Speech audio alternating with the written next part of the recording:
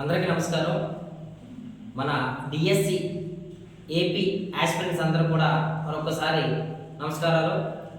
ఉత్తరాంధ్రలోని నర్సీపట్నం అనేటువంటి ఏరియాలోని అవనిగడ్డ, అలాగేంటంటే హైదరాబాద్, కాకినాడ అత్యున్నతమైనటువంటి ఫ్యాకల్టీచే DSC coaching centre అనేది ప్రారంభించడం జరిగింది. ఈ యొక్క ప్రారంభించడానికి కారణం ఏంటంటే ఉత్తరాంధ్రలో ఉన్నటువంటి ఈ ప్రాంత ప్రజలందరూ కూడా ఏంటంటే సుదూరమైనటువంటి ప్రాంతాలకు వెళ్ళి చాలా ఖర్చులు పెట్టుకొని లేకపోతే అక్కడ రకరకాలైనటువంటి ఇబ్బందులు పడుతూ కోచింగ్లకి చేయడం జరుగుతుంది. అవన్నీ కూడా దృష్టిలో పెట్టుకొని నర్సీపట్నాన్ని ముఖ్యంగా ఈ కాంపిటేటివ్ హబ్గా తయారు చేయలేనటువంటి ఒక దీర్ఘకాలికమైనటువంటి ప్రణాళికతోటి రిసీ study circle the competitive world అనేది మనం స్థాపించడం జరిగింది. గతంలో కూడా గ్రూప్ 2 ఇచ్చాము, అలాగేంటంటే కానిస్టేబుల్ ఇచ్చాము, తర్వాత మనం వచ్చినట్టే ఎస్ఎస్సి, ఆర్ఆర్బి ఇలాగా ఇచ్చుకుంటూ వస్తూ ఇప్పుడు ఈ సందర్భంలోని డిఎస్సిని మనం ప్రారంభించడం జరిగింది. మొన్న ఈ నెల 5వ తారీఖున 5/7/2024 మొదటి బ్యాచ్ను మనం ప్రారంభించాం. మొదటి బ్యాచ్లోని సీట్లు అన్నీ కూడా ఫిలప్ అయిపోవడంతో కోచింగ్ అంతా కూడా ఫిలప్ అయిపోవడంతో రెండో బ్యాచ్ మళ్ళీ మనం ప్రారంభించాం.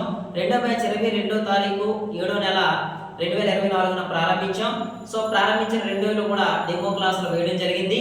సో 24వ తారీఖు నుంచి కంటిన్యూ క్లాసులు అనేది ప్రారంభించడం జరుగుతుంది. సో అందువల్ల ఏంటంటే ఈ ప్రాంత అటు ఏజెన్సీ ప్రాంత పిల్లలు కానీ లేదంటే ఈ మైదాన చుట్టుపక్కల ఉండేటువంటి మైదాన ప్రాంత పిల్లలందరూ కూడా చాలా చక్కటి అవకాశం. ఎందువల్లంటే మనం బెస్ట్ ఫ్యాకల్టీ తోటి అతి తక్కువ ధరలతోటి కోచింగ్ పూర్తయ్యే విధంగా మనం ప్లాన్ చేసి అభ్యర్థులకు ఇవ్వడం జరుగుతుంది. అలాగే ఒక ఆంధ్ర తెలంగాణలో లేనటువంటి ఒక కొత్త సిస్టాన్ని కూడా మనం ఇంప్లిమెంట్ చేస్తున్నాం. అది ఎలా అనుకున్నట్టయితే ఒక యావరేజ్ అభ్యర్థి ఎన్ని గంటల సమయాన్ని కష్టపడితే ఉద్యోగాన్ని పొందగలడు అనేటువంటి ఆలోచనతోటి మనం చాలా మంది నిపుణులు అదేంటంటే ఒక 25-30 సంవత్సరాల ఎక్స్పీరియన్స్ ఉండేటువంటి ఫ్యాకల్టీ తోటి కూడా చర్చించి ఒక టైం టేబుల్ కూడా రూపొందించి మనం ఇచ్చేయడం జరుగుతుంది. అలాగే ట్రాక్ సీట్ ఆధారంగా ఎగ్జామ్స్ని కండక్ట్ చేయడం జరుగుతుంది, సిలబస్ను పూర్తి చేయడం జరుగుతుంది.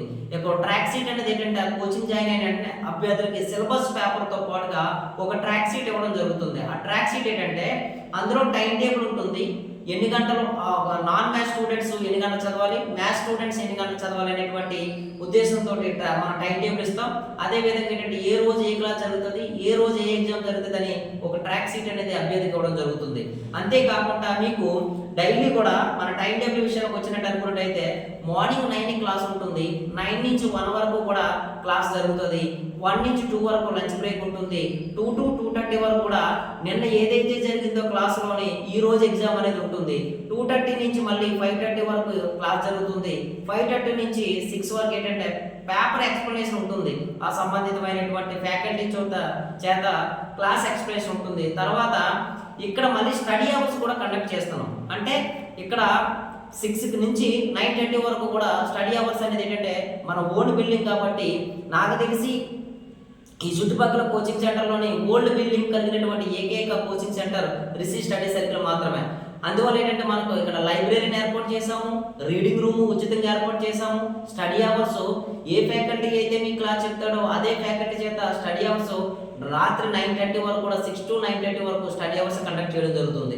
ఇక్కడ అదే విధంగా ఏంటంటే పేపర్లోని ఏదైనా మీకు ఎగ్జామ్ పెట్టినటువంటి పేపర్లోని మీకు డౌట్స్ ఉన్నట్టయితే ప్రశ్నలోని డౌట్స్ కానీ ఉత్పన్నమైనట్టయితే అక్కడే నివృత్తి చేసే విధంగా ఫ్యాకల్టీని కూడా మనం బోధించడం జరుగుతుంది.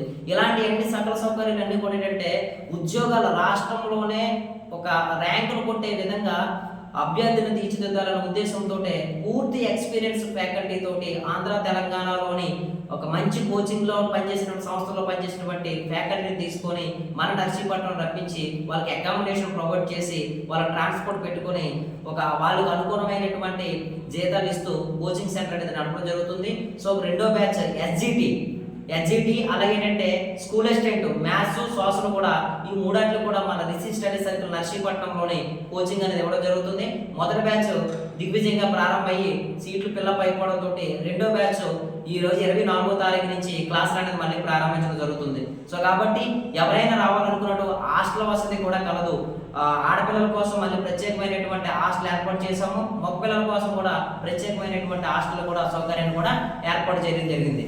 అలాగే ఏంటంటే మెంటల్ సిస్టమ్ కూడా ఉంటుంది అనమాట. ఆడపిల్లలకి ఏమైనా డౌట్స్ వచ్చినప్పుడు నైట్ పూట చదువుతున్నారా లేదనేటువంటి ఒక మెంటర్స్ మేడం గారు కాల్ చేస్తారు, మీరు చదువుతున్నారా లేదా, ఏమైనా డౌట్స్ ఉంటే మేడం గారు. వాళ్ళు కూడా ఏంటంటే స్కూల్ అసిస్టెంట్ ఎస్జిటి ఉద్యోగాలు పొందినటువంటి మేడమ్స్ని ఏర్పాటు చేసాం ఆడపిల్లల కోసం.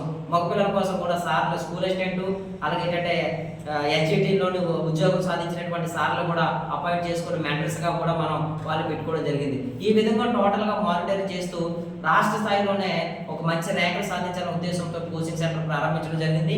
కాబట్టి ఎవరైనా రావాలనుకున్నట్టయితే ఎస్జిటి స్కూల్ అసిస్టెంట్ మ్యాథ్స్ మరి ఏంటంటే సోషల్ అనేది 24వ తారీఖు నుంచి క్లాసులు జరుగుతున్నాయి కాబట్టి కంటిన్యూ క్లాసులు. కాబట్టి ఎటువంటి అసౌకర్యాలు జరగకుండా అభ్యర్థులందరినీ కూడా దృష్టిలో పెట్టుకొని సౌకర్యాలన్నీ కూడా కల్పిస్తున్నాం. కాబట్టి సరళమైన ఫీజు కూడా ఏంటంటే సరళమైనటువంటి ప్రతి సామాన్యుడు కూడా అందుబాటులో ఉండే విధంగా పెట్టడం జరిగింది. ఈ అవకాశాన్ని నిరుద్యోగులందరూ కూడా ముఖ్యంగా ఉత్తరాంధ్ర ప్రాంత ప్రజలందరూ కూడా వినియోగించుకుంటారని కోరుకుంటూ సెలవు తీసుకుంటున్నాను. అందరికీ జై హింద్, జై భారత్.